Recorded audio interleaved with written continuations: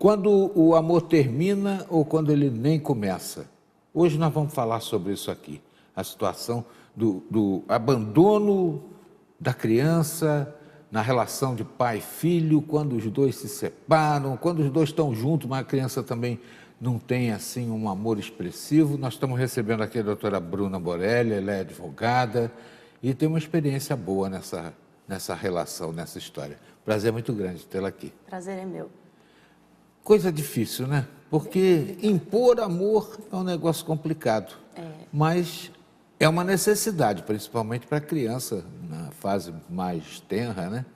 E aí, se não tiver o amor, o juiz tem que fazer com que ele surja. Exatamente, tem que cumprir, né? Na realidade, assim, o amor a gente não pode impor. O amor vai ser faculdade, mas o dever de cuidar, ele vem junto com a criança. Assim que nasce, os pais ou guardiões daquela criança têm o dever, a obrigação de cuidar, manter em sua companhia, orientar e todas essas coisas que a gente entende por família. Meu pai, que era um sábio, dizia: toda criança, quando vem ao mundo, traz debaixo do braço um cobertor e um pão. Mas não é só isso, né? Ela tem que ter, além desse espírito de sobrevida, tem que contar com algum tipo de orientação. E tem muita gente que acha que basta pagar a pensão alimentícia e está tudo resolvido, e não é por aí. Não, na realidade não. A pensão alimentícia é o mínimo, né? É o primeiro passo, porque a criança precisa subsistir e, por óbvio, ela não tem meios para fazer isso sozinha. Ela precisa que alguém faça por ela, como todo mundo quando vem ao mundo, tanto eu, quanto o senhor, qualquer outra pessoa. Então, quando o pai põe uma criança no mundo, ele sabe que ele vai ter essas responsabilidades. Inicialmente tem que ser essa responsabilidade material para prover a subsistência dessa criança. E depois, claro, tem que ter o afeto, tem que acompanhar a educação, orientar, como um pai, todos os deveres de um pai, uma mãe, um guardião, daqueles que são responsáveis por aquela criança. Importante falar isso, né? Porque a gente está falando muito em pai, mas Exatamente. A senhora que está aí em casa também tem suas obrigações, né? E eu acho que ainda mais profundas por conta até da própria natureza, né? Da maternidade, que é muito mais intensa, mas o pai também tem seus deveres. Na realidade, do ponto de vista legal, a obrigação é a mesma, né? Do pai, da mãe ou de um guardião. Na realidade, não só dos pais, mas de repente aquela criança está numa outra família, por qualquer que seja a razão, aquele que tiver responsável legalmente por ela, o que for o guardião, vai ter as mesmas obrigações que os genitores. Agora, isso tudo mudou muito, né? Vem evoluindo, né? Porque antes pagava a pensão, estava resolvido. Fazia mais do que a obrigação, né? Não pagava a pensão e ia para a cadeia. E agora a coisa está um pouquinho diferente, né? Ficou mais flexibilizada. Agora a palavra é flexibilização. Exatamente. É a moda. E ainda bem, né? Porque as relações da vida humana a gente não consegue prever todas, cada caso é um caso, a gente tem que fazer uma análise de acordo com aquele caso concreto, com aqueles elementos que a gente tem. Então não tem como ser isso ou aquilo, a gente precisa dessa flexibilização, a gente precisa que os juízes, principalmente dessa área de família, entendam, tenham um pouquinho desse jogo de cintura para conseguir adequar cada caso.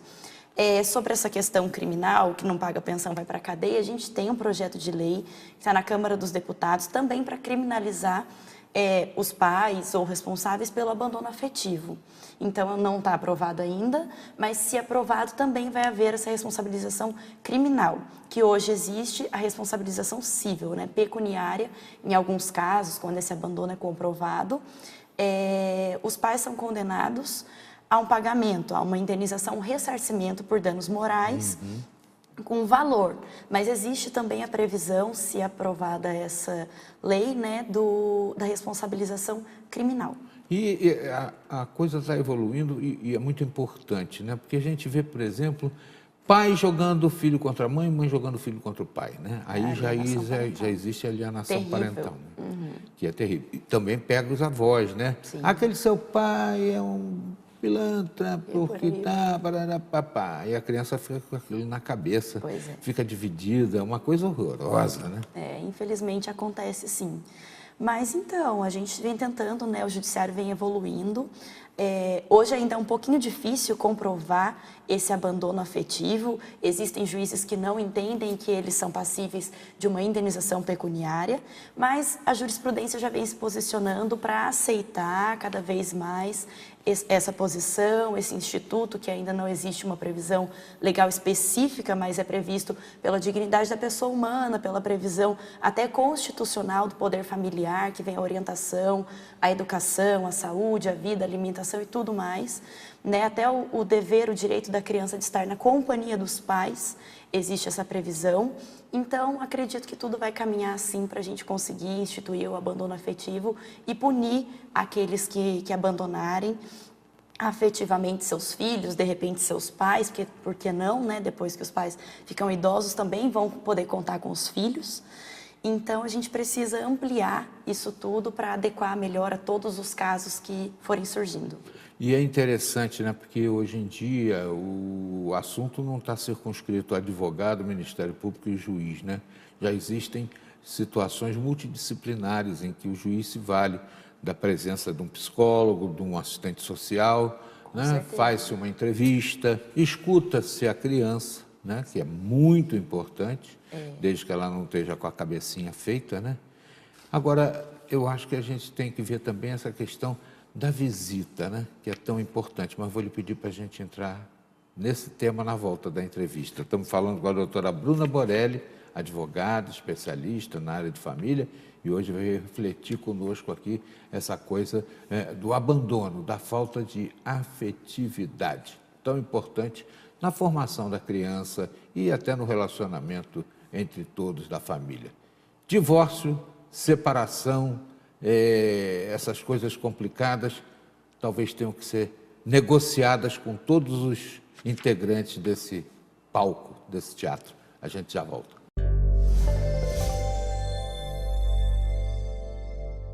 Quando o amor termina ou quando ele nem começa. Hoje nós estamos falando de perda de afetividade e a forma com que se tem de compensar isso na formação de uma criança. Estamos recebendo a doutora Bruna Borelli, advogada, e ela está nos passando aqui detalhes importantes sobre essa relação, né, que precisa ser negociada, né? Não se pode chegar e estabelecer, vou divorciar amanhã e não tchau sou mais e seu benção. pai, não sou mais sua mãe. Pois é, Não tem que divorcia do conversar, filho. né? A família tem que ser, né, trocar ideias sobre isso. Com certeza, até sobre essa questão, hoje em dia a regra é a guarda compartilhada, né? Onde há toda essa negociação, quando tem a sorte, hoje em dia, infelizmente, é a sorte dos pais, dos genitores, dos cônjuges, que naquele momento deixam de ser cônjuges, né? Se darem bem, isso é possível. Eles conseguem negociar, conversar, estipular a questão das visitas, como ficar da melhor forma um para o outro, né? Sempre que eu puder, eu vou ficar com meu filho, que é o ideal, que é o que a gente espera de uma sociedade, assim, minimamente preocupada com aquela criança, que os pais estejam realmente... Civilizada. Civilizada, essa é a palavra. E que eles queiram continuar sendo pais, né? Claro que cada um tem suas dificuldades, mas sempre Paz que possível. em paz. Exatamente. Não estou querendo dar trocadilho aqui não, mas É o ideal, né? Mas realmente hoje ainda não é a maioria dos casos. A maioria são pais que, pelo menos naquele momento do divórcio, não estão se dando bem, seja por qualquer que for a questão, ainda tem algo por resolver, então acaba que isso é um pouco descontado na guarda, na questão das visitas. Cada um vai usando a moeda de troca que tem e muitas vezes a criança também é usada para isso. Quais as ferramentas que os advogados, o Ministério Público e o juiz têm para trazer esse equilíbrio que está faltando numa relação?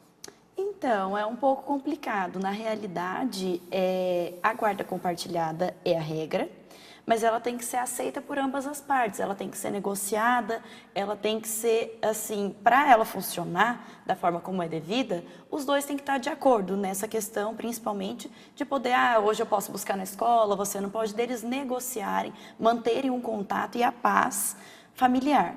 Se isso não existe, a guarda compartilhada fica bem complicada, porque um fica tentando prejudicar o outro, marido e mulher, ex-marido e ex-mulher, e acaba descontando isso na criança. Não vai buscar, até poderia ajudar, poderia ficar com a criança hoje à noite, mas de repente causa um empecilho, coloca um obstáculo ali só para prejudicar o outro e esquece que deveria priorizar a criança. Nesse caso, a regra, que é a guarda compartilhada, pode ser desconstituída e se estabelecer que quem é o menos ruim para ficar com a criança. Exatamente. Quando é inviável, impraticável, é melhor que se estipule a guarda com um dos ex-cônjuges naquele momento, com um dos pais, para que aquela criança tenha um lar, alguma coisa assim mais concreta. Saiba, não, todos os dias eu vou e volto para aquela casa e aos finais de semana, de repente, que hoje é o que a gente mais aplica, né, um fim de semana sim, um não, o direito de visita. Não é o ideal, a cada 15 dias, para quem realmente quer exercer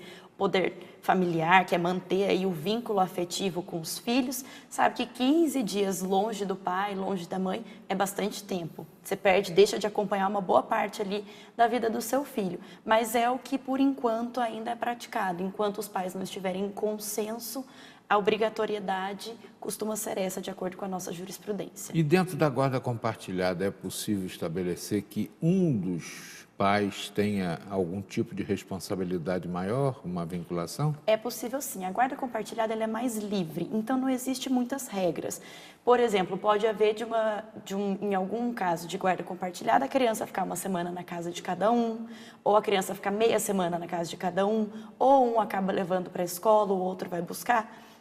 É livre, é de acordo com a possibilidade e a necessidade dos pais. Se eles se entenderem bem, isso pode funcionar de uma forma maravilhosa. Então, funciona no mesmo parâmetro dos alimentos, de acordo com a necessidade e a possibilidade Esse binômio do bem utilizado. alimentante. Exatamente. Bem interessante, né?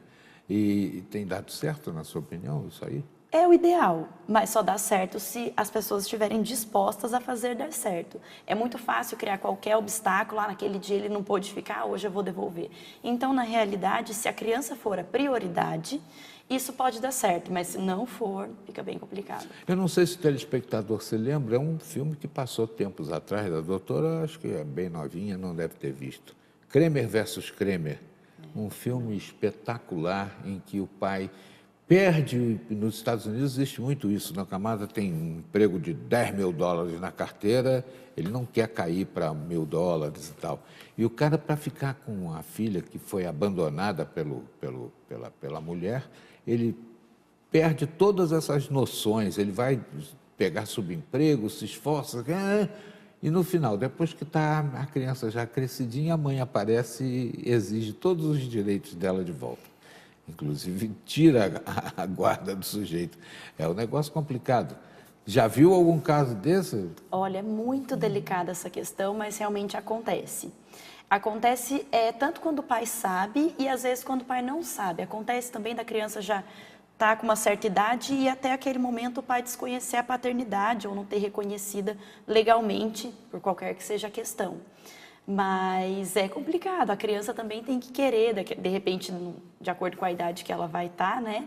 Ela já se manifesta e se ela sempre teve vontade, sentiu falta desse pai ou dessa mãe, com certeza isso vai fazer bem. Mas para aquele que acompanhou todo o desenvolvimento e o crescimento não deve ser nada fácil. Fiquei com muita pena do Kramer, saí do cinema bastante triste. Olha, obrigado, doutora, pela participação. Você que está em casa está vendo, as coisas estão evoluindo. Não basta dar pensão.